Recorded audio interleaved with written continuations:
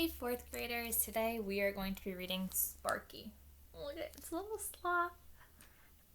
I love it. Sometimes authors, one of their author crafts is when they name the character's name can reflect personality, or sometimes they name it, it's like the opposite. So when you think of a sloth, they're really slow and meek and gentle. And when you hear the word Sparky, you're thinking like the opposite of that. Like fast moving and big personality, and so I just think it's cute that that's what the author did. So we're going to read about Sparky, think about lessons that you learned from it. I wanted a pet, a bird or a bunny or a trained seal, normal pets.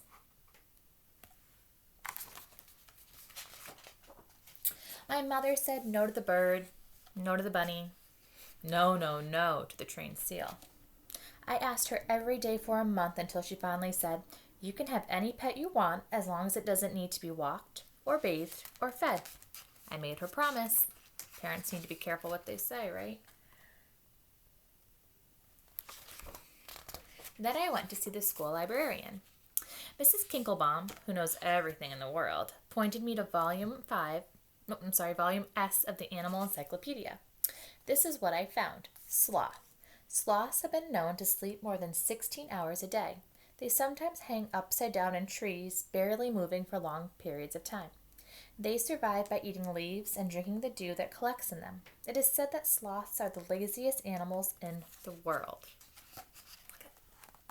I went to Costa Rica once and we saw sloths. And I learned that because they barely move, the other insects will make their home on them. And they'll be little microorganisms and little almost like miniature habitats because they'll all be living on it, and so they'll grow like moss and stuff. It's crazy.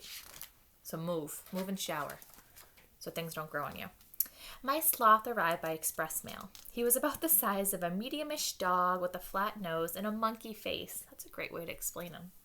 My mother wasn't happy, but a promise is a promise, I said. Look at his arms sticking out. I love it. Sparky, I decided. That will be your name. I took him outside to his tree. Sparky went right to sleep. I made a sign and put it under the tree. Guard sloth. Enter at your own peril. Be careful. Look how evil she made him in the picture. But look how sweet he is, just sleeping. It was 2 days before I saw him awake.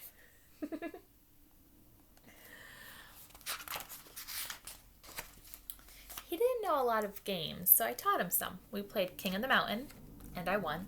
We played hide and seek, and I won. We played Kung Fu Fighter, and I won.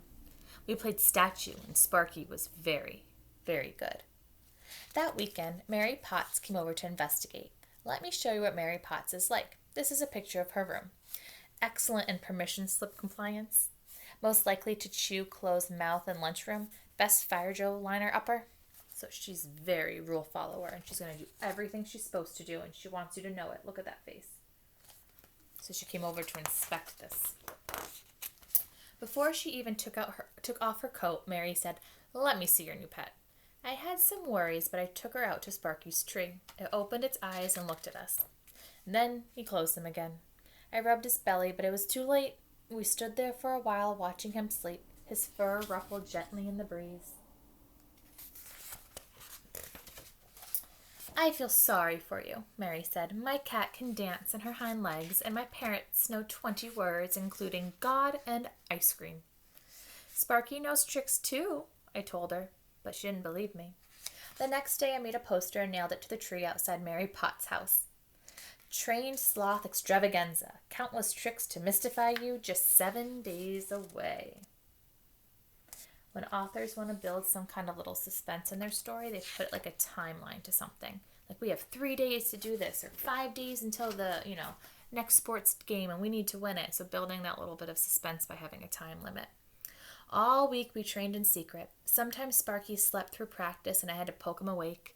Sometimes he forgot what he was doing and we had to start over. Sometimes he took so long to fetch that I went inside and had dinner while I waited. I was starting to think the poster had been a mistake, but a promise is a promise.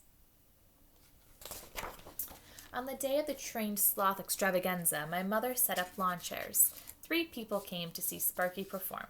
My mother, Mary Potts, and Miss Edwin, the crossing guard. Mrs. Edwin approved of Sparky because he never ran in the streets. "Do I look like a ringmaster?" I asked my mother. "You look very interesting," she told me. I put a little glitter on Sparky just before the curtain went up. I kept wishing I had written 2 tricks on the poster instead of countless tricks. "Play dead, Sparky," I said, and he did.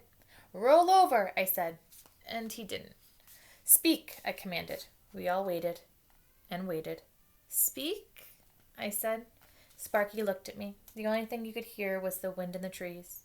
"He has a very pretty coat, doesn't he?" Mrs. Edwin said finally.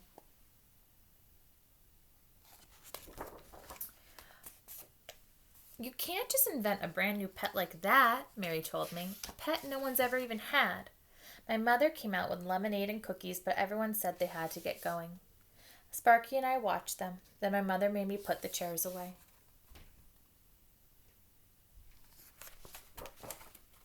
Afterwards, I gave Sparky a cookie, but he ate it so slowly that I took it back again. It was getting dark out. I looked at him, and he looked at me. You could hear all the neighborhood dogs barking. I reached over and tagged him on his claw.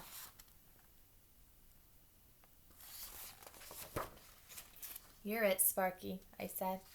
And for a long, long time, he was.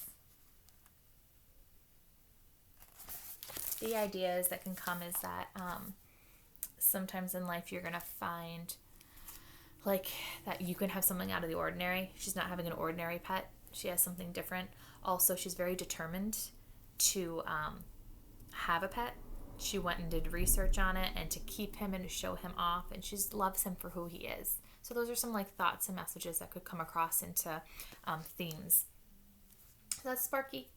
I want a sloth. How cute. Bye, guys.